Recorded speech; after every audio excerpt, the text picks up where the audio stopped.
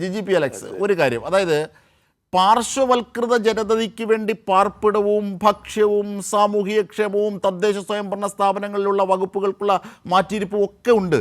പക്ഷേ കോർട്ട് ഫീ കൂട്ടിയതിൽ അത് ആ ജനതയോട് അല്ലെങ്കിൽ അത്തരം വിഭാഗക്കാരോട് അരികുവൽക്കരിക്കപ്പെട്ടവരോടുള്ള ഈ സർക്കാരിൻ്റെ സമീപനം സൂചിപ്പിക്കുന്നതാണ്. കാരണം കൂടുതലും ജാമ്യമെടുക്കാനായി പോകുന്ന, അവകാശം നടത്താനായി പോകുന്നവർ അത്തരത്തിൽ അരികുവൽക്കരിക്കപ്പെട്ടവരാണ്. ഒന്നും കിട്ടിയില്ല, അതിലേക്കാണ് ഫോക്കസ് ചെയ്യുന്നത്. അപ്പോൾ അങ്ങനെയുണ്ടോ?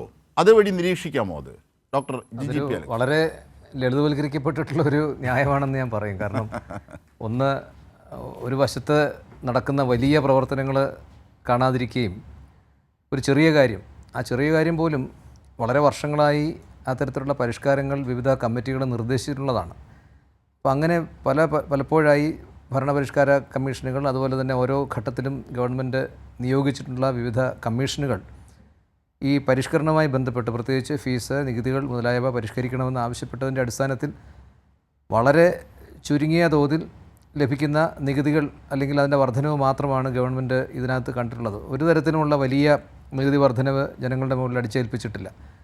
വളരെ ചെറിയ ഒരു ശതമാനം വരുന്ന ആൾക്കാരെ ബാധിക്കുന്ന എന്ന് പറയാവുന്ന നികുതികളുടെ ഒരു പരിഷ്കാരമാണ് വരുത്തിയിരിക്കുന്നത്. അതിൽ നിന്ന് ആ കൂടി പിരിഞ്ഞു കിട്ടുന്നതും വലിയൊരു തുകയാണെന്ന് പറയാൻ കഴിയില്ല. നാമമാത്രമായിട്ടുള്ള തുക, നമുക്ക് ലഭിക്കാവുന്ന തുകകളല്ലേ. ഇതിനകത്തൊരു കാര്യം നമ്മൾ മനസ്സിലാക്കേണ്ടത്, ഞാൻ നേരത്തെ ആ ഫിസ്ക്കൽ മാനേജ്മെൻറ്റിനെ കുറിച്ച് പറഞ്ഞു.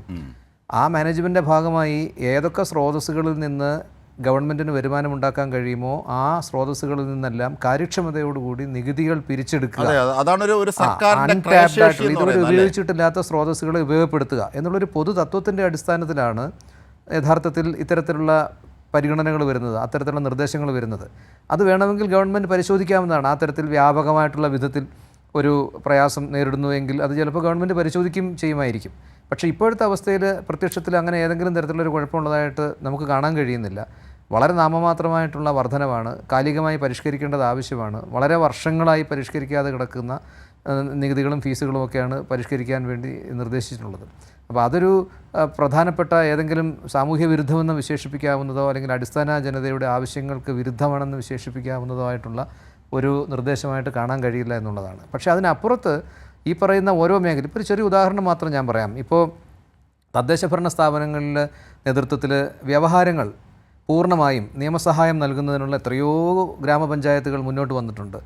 തദ്ദേശഭരണ സ്ഥാപനങ്ങൾക്കുള്ള മാർഗ്ഗനിർദ്ദേശങ്ങളിൽ വ്യവഹാരങ്ങൾ വളരെ വളരെ ജനകീയമായി, അതുപോലെ തന്നെ ചെലവ് കുറഞ്ഞ രീതിയിൽ നടത്തുന്നതിന് വേണ്ടിയിട്ടുള്ള പരാതി പരിഹാരം, അതുപോലെ തന്നെ നീതി നടപ്പാക്കുന്നതിന് വേണ്ടിയിട്ടുള്ള ഫോറങ്ങൾ എന്നിങ്ങനെയുള്ള സംവിധാനങ്ങൾ ആവിഷ്കരിച്ചതിന് ശേഷമാണ് നമ്മൾ മനസ്സിലാക്കണം. അതുപോലെ നിയമസഹായം നൽകുന്നതിന് മറ്റേത് സംസ്ഥാനത്തേക്കാൾ കൂടുതൽ സൗകര്യങ്ങളുള്ളൊരു സംസ്ഥാനം കൂടിയാണ് കേരളം. അത് അഭിഭാഷകരുടെ നേതൃത്വത്തിലുണ്ട്, അതുപോലെ തന്നെ അത്തരത്തിലുള്ള സംഘടനകളുണ്ട്. അങ്ങനെയുള്ള നിരവധി സംവിധാനങ്ങളുള്ള ഒരു സംസ്ഥാനമാണെന്നുള്ളത് കൂടി പരിഗണിക്കാം. അപ്പോൾ അതുകൊണ്ട് അതൊരു അത്രത്തോളം നിലനിൽക്കുന്ന ഒരു പ്രസക്തമായ വാദമാണ്.